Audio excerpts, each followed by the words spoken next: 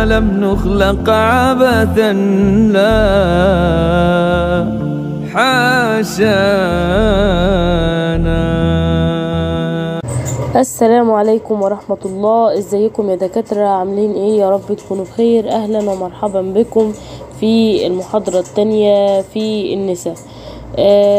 طبعا انا عارفة ان احنا كنا خدنا بارت 1 اللي هو كان بيتكلم عن الاناتومي بتاع الفيميل بلفس. طيب النهاردة بقى مش هكمل بارت 2 لحد لما نعرف بس الجزء ده هيتلغي ولا هيفضل عندكم.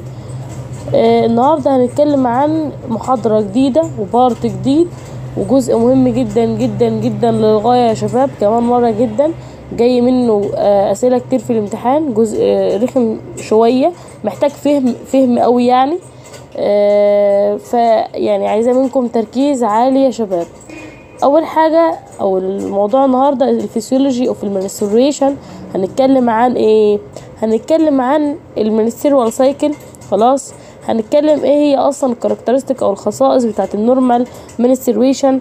يعني يا شباب الدورة دي او المنستريشن ايه النورمال ليه، او ايه اللي بيحصل واصلا بينزل ازاي.